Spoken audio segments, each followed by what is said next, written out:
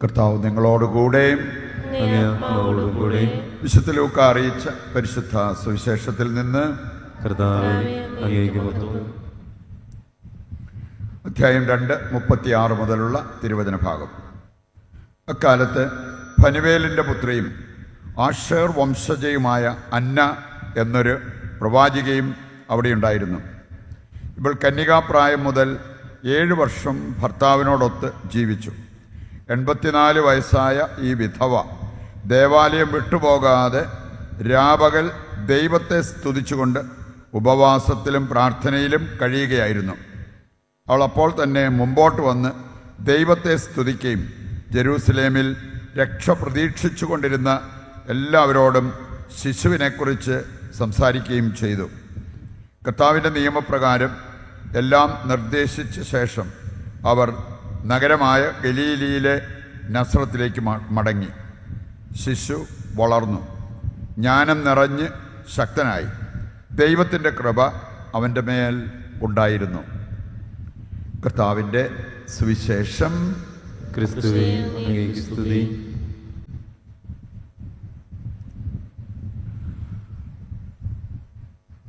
ഈശോയിൽ പ്രിയപ്പെട്ടവരെ,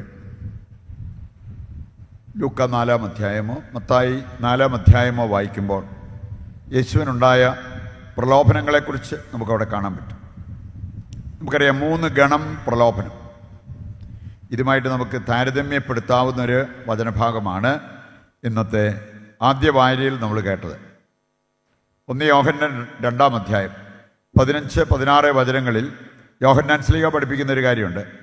നിങ്ങൾ ലോകത്തെയോ ലോകത്തിലുള്ള വസ്തുക്കളെയോ സ്നേഹിക്കരുത്. Do not love the world. ലോകത്ത് ജീവിക്കാൻ മേലാകിയൊന്നുമില്ല. നമുക്കാണെങ്കിൽ സാധിക്കും പല ബൈബിൾ കഥാപാത്രങ്ങൾ. അബ്രാഹത്തിൻ്റെ കാര്യം നോക്കിയേ, ജോബിൻ്റെ കാര്യം നോക്കിയേ. ഒരു ഇഷ്ടം പോലെ സമ്പന്നരായിരുന്നു. പക്ഷേ അവർ സമ്പത്ത് ദൈവമാക്കി മാറ്റിയില്ല. ദൈവത്തെ സമ്പത്തായിട്ട് കണ്ടു. പറയുന്നുണ്ട്, സമ്പത്ത് എടുക്കാനും സമ്പത്ത് കൈവിട്ടു പോകുമ്പോൾ ആ സാഹചര്യം എടുക്കാനും അവർക്ക് സാധിച്ചു. ഇതാണ് ദൈവം പറയുക, ലോകത്തെയോ ലോകത്തിലുള്ള വസ്തുക്കളെയോ സ്നേഹിക്കരുത്. ലോകത്ത് ജീവിക്കാം, ലോകത്തിൻ്റെ വസ്തുക്കൾ നമുക്ക് ഉപയോഗിക്കാം. പക്ഷെ അതെല്ലാം ദൈവം ആഗ്രഹിക്കുന്ന, ദൈവം പറയുന്ന രീതിയിൽ ആയിരിക്കണം. അതെല്ലാം ദൈവത്തിന് മഹത്വം നൽകണം. 3 കാര്യങ്ങൾ നമ്മൾ ഇന്നത്തെ ആദ്യ വായനയിൽ വായിച്ചു കേട്ടു. ജഡത്തിൻ്റെ ദുരാശ, കണ്ണുകളുടെ ദുരാശ, ജീവിതത്തിൻ്റെ അഹന്ത. 3 കാര്യങ്ങൾ വളരെ അപകടകാരികളാണ്. ജഡത്തിൻ്റെ ദുരാശ, ഇംഗ്ലീഷിൽ ഒരു പദമുണ്ട്, ഹെഡോണിസം. സൂചിപ്പിക്കുന്നത് ചിലരെ സംബന്ധിച്ചിടത്തോളം അവരെന്ത് ചെയ്താലും അവർക്ക് ഈ ജഡത്തിൻ്റെ ആ ഒരു സുഖം കിട്ടണം, ജഡമോഹം. അതിനുവേണ്ടി മാത്രം ജീവിക്കുന്ന വ്യക്തികളെ കാണാൻ പറ്റും. രണ്ടാമത്തേതാണ് കണ്ണുകളുടെ ദുരാശ. കണ്ണിൻ്റെ ദുരാശ എന്ന് പറഞ്ഞാൽ ആവശ്യത്തിനുണ്ടെങ്കിലും നമുക്ക് തൃപ്തിയില്ല. കണ്ണിൽ കാണുന്നതെല്ലാം വേണം. അങ്ങനെയുള്ള ഒരു ദുർമോഹത്തിൽ ജീവിക്കുന്നത്. ഇംഗ്ലീഷിൽ അതിന് മെറ്റീരിയലിസം എന്നും പറയും. മെറ്റീരിയലിസം. ഇത് തലയ്ക്ക് പിടിച്ചവർക്ക് എന്തുവരെ ഉണ്ടെങ്കിലും തൃപ്തിയില്ല, പിന്നെയും വാരി കൂട്ടണമെന്നുള്ള ആ ഒരു ചിന്ത. ഇതെല്ലാം കഴിഞ്ഞിട്ടും ഹാപ്പി ആയിട്ട് സന്തോഷമായിട്ട് അവർ ജീവിക്കണമെന്നുമില്ല. 3-ാമത്തെ കാര്യമാണ് ജീവിതത്തിൻ്റെ അഹന്ത. ഇംഗ്ലീഷിൽ പറയും ഈഗോയിസം. അഹങ്കാരം നമ്മുടെ തലയ്ക്ക് പിടിച്ചു കഴിഞ്ഞാൽ, അഹങ്കാരം നമ്മളെ അടിമപ്പെടുത്തിയാൽ നാം നിത്യനാശത്തിലേക്ക് പോകും. അഹങ്കാരത്തെ കൊല്ലാത്തവരെ അഹങ്കാരം കൊല്ലുമെന്നാണ് പറഞ്ഞിരിക്കണം. അപ്പോൾ അതുകൊണ്ട് ഈ 3 കാര്യങ്ങൾ യേശുവിനുണ്ടായ പ്രലോഭനങ്ങളെക്കുറിച്ച് ചിന്തിക്കുമ്പോഴും തൻ്റെ ശരീരത്തിൻ്റെ പ്രവണതയ്ക്കനുസരിച്ച് ജീവിക്കാനുള്ള പ്രലോഭനം, സ്ഥാനമാനങ്ങളുടെ പുറകെ ഓടാനുള്ള പ്രലോഭനം, ലൗകിക സമ്പത്ത് വാരിക്കൂട്ടാനുള്ള പ്രലോഭനം. ഈ 3 ഗണം പ്രലോഭനമാണ് യേശുക്രിസ്തുവിനുണ്ടായത്. അപ്പം അതുമായിട്ട് വളരെ അഭേദ്യമായ ബന്ധമുള്ള ഒരു വചനഭാഗമാണ് 1 യോഹന്നാൻ 2-ാം അധ്യായം 15-16 വചനങ്ങൾ എന്ന് നമുക്ക് മനസ്സിലാക്കിയിരിക്കാം.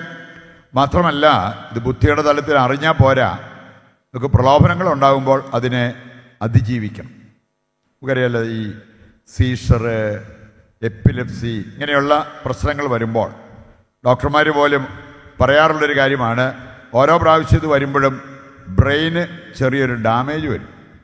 അപ്പം അതുകൊണ്ടാണ് അത് കൂടെ കൂടെ വരാതിരിക്കാൻ ശ്രദ്ധിക്കണം എന്ന് പറഞ്ഞ പോലെ തന്നെയാണ് ആത്മീയ തലത്തിൽ ഓരോ പ്രാവശ്യം നമ്മൾ പ്രലോഭനത്തിന് കീഴ്പ്പെടുമ്പോഴും ആത്മീയതയുടെ തലത്തിൽ ചെറിയൊരു ഡാമേജ്, ഒരു ക്ഷതം വരും.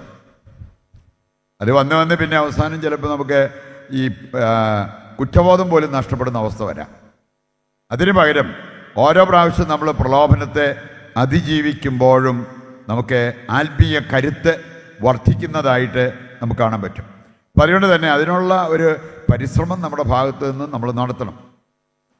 ഇതിനാവശ്യമായ ചില കാര്യങ്ങളും ഇന്നത്തെ വായനകൾ നമ്മളെ പഠിപ്പിക്കുന്നുണ്ട്. സാത്താൻ പ്രലോഭനവുമായിട്ട് വരുമ്പോൾ, പാപത്തിൻ്റേതായിട്ടുള്ള ചിന്തകൾ, ജഡിക ചിന്തകൾ വരുമ്പോൾ അതിനെ അതിജീവിക്കാൻ എന്ത് ചെയ്യണമെന്നുള്ളത് കർത്താവിൻ്റെ വചനം കൃത്യം നമ്മളെ പഠിപ്പിക്കുന്നുണ്ട്. ദൈവവചനം നമ്മെ സഹായിക്കും. സങ്കീർത്തനം 119:11 നമ്മൾ കാണുന്നതാണ്, ഞാൻ എൻ്റെ ദൈവത്തിനെതിരെ പാപം ചെയ്യാതിരിക്കേണ്ടതിന് അവിടുത്തെ വചനങ്ങൾ എൻ്റെ ഹൃദയത്തിൽ ഞാൻ സൂക്ഷിക്കുന്നു. അപ്പം അങ്ങനെ ദൈവവചനത്തിൻ്റെ സപ്പോർട്ട് നമുക്ക് ആവശ്യമാണ്. ഇന്നത്തെ സുവിശേഷവാദം നമ്മൾ കണ്ടു, 84 വയസ്സായിട്ടും ദേവാലയം വിടാതെ ദേവാലയത്തിൽ ഉപവസിച്ച് പ്രാർത്ഥിച്ച് ദൈവത്തെ സ്തുതിച്ചിരുന്ന അന്നാ പ്രവാചിക. അവൾക്ക് ഈശോയെക്കുറിച്ച് മറ്റുള്ളവർക്ക് പറഞ്ഞു കൊടുക്കാനും പറ്റും. ചിലർ 70 വയസ്സാകുമ്പോഴേ ഇനി നമ്മുടെ ഉപവാസവും പ്രാർത്ഥനയൊക്കെ നിർത്തിയാലും കുഴപ്പമില്ല, ഇത്രയും നാളൊക്കെ ഇതൊക്കെ ചെയ്തതാണ്. അന്നാ പ്രവാചികയുടെ കാര്യം കണ്ടോ, ആകപ്പാടെ ഏതാനും വർഷങ്ങൾ കന്യകാപ്രായത്തിൽ അവൾ നേരത്തെ തന്നെ വിവാഹിതയായി 6-7 വർഷം അങ്ങനെ ജീവിച്ചതേ ഉള്ളൂ. അതിനുശേഷം പിന്നെ വിധവയായിട്ട് ദേവാലയത്തിൽ തന്നെ കഴിഞ്ഞേക്കാമെന്ന് വിചാരിക്കും. മിക്കവാറും ഒരു 20 വയസ്സായൊക്കെ ആയപ്പോഴത്തേക്കും അവൾ വിധവയാണ്. അന്നത്തെ സാഹചര്യം വെച്ച് നോക്കുമ്പോൾ 20 വയസ്സൊക്കെ ആകുമ്പോൾ ഇന്ന് എത്ര പേര് ഇങ്ങനെ ചിന്തിച്ചെന്ന് വരും. നമ്മൾ മാർപ്പാപ്പ പ്രത്യാശയുടെ ജൂബിലി വർഷമായിട്ട് ഡിക്ലെയർ ചെയ്തു. ഇവിടെ നമ്മൾ കാണുന്നൊരു കാര്യമാണ് ഈ സ്ത്രീയുടെ പ്രത്യാശ. ദൈവമക്കളായി നമുക്ക് ഏറ്റവും ആവശ്യമായിട്ടുള്ളൊരു കാര്യമാണ് പ്രത്യാശ. എത്ര എളുപ്പത്തിലാണ് ജീവിതത്തോട് മടുപ്പ് തോന്നുന്നത് പലരും. എത്ര എളുപ്പത്തിലാണ് ആത്മഹത്യയെക്കുറിച്ച് ചിന്തിക്കുന്നത്. എത്ര എളുപ്പത്തിലാണ് ഇന്ന് പലരും ഡിവോഴ്സിനെക്കുറിച്ച് ചിന്തിക്കുന്നത്. അവിടെയൊക്കെയാണ് ഈ പ്രത്യാശയുടെ ജൂബിലി വർഷത്തിൻ്റെ പ്രാധാന്യം നമ്മൾ മനസ്സിലാക്കേണ്ടത്. ദൈവമക്കളുടെ മുഖമുദ്രയായി മാറേണ്ടത് പ്രത്യാശ. ആ പ്രത്യാശ ഉണ്ടെങ്കിൽ സഹനത്തിൻ്റെ നടുവിലും എനിക്ക് സ്വർഗത്തിൽ പോകണമെന്നുള്ള ചിന്ത ഒരിക്കലും പോകത്തില്ല.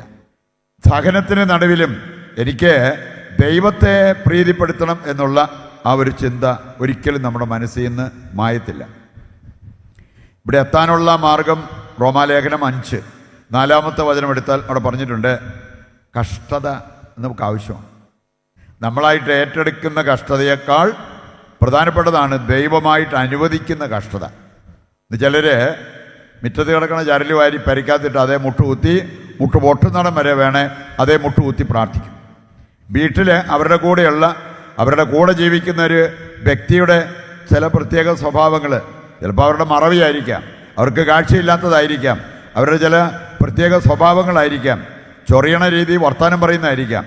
ഇതൊക്കെ നമ്മൾ പ്രതീക്ഷിച്ചേ പറ്റൂ. അതൊന്നും എടുക്കാൻ പറ്റിയാൽ ചരല് വാരിയിട്ട് ഞാൻ മുട്ടുകുത്തിക്കോളാം എന്നുള്ള ആ മനോഭാവത്തിൽ കഴിയുന്നവരെ കാണാൻ പറ്റും. നമുക്ക് വേണ്ടത് നമ്മുടെ ജീവിത സാഹചര്യം തരുന്ന ആ കഷ്ടത അത് സന്തോഷത്തോടെ ഏറ്റെടുത്താൽ അത് നമുക്ക് സഹനശീലം തരും. കുറച്ച് കഴിയുമ്പം സഹിക്കുന്നത് നമുക്ക് എളുപ്പമായിട്ട് തോന്നിക്കോളും. സഹനശീലം നമുക്ക് ആത്മധൈര്യം തരും. ആത്മധൈര്യം നമുക്ക് പ്രത്യാശ തരും. പ്രത്യാശയിലെത്തിയിട്ടുണ്ടോ? നമ്മളെ നിരാശപ്പെടുത്തില്ല എന്നുള്ളത് ദൈവവചനം നമ്മെ ഓർമ്മിപ്പിക്കുന്ന കാര്യമാണ്. ഈ കാര്യങ്ങൾ ഹൃദയത്തിലേക്ക് ഏറ്റെടുത്ത് ജീവിക്കാൻ സാധിക്കുന്നവരാണ് യഥാർത്ഥ ക്രിസ്തീയ ജീവിതം നയിക്കുന്നവർ. ഇതിനുവേണ്ടി നിരന്തരം പ്രാർത്ഥിക്കുകയും അന്നാ പ്രവാചകയെ പോലെ നമ്മൾ ത്യാഗോജ്വലമായിട്ട് പ്രാർത്ഥിക്കുകയും നിരന്തരം പരിശ്രമിക്കുകയും ചെയ്യുന്നെങ്കിൽ നമുക്ക് എത്തേണ്ടടുത്ത് എത്താൻ പറ്റും.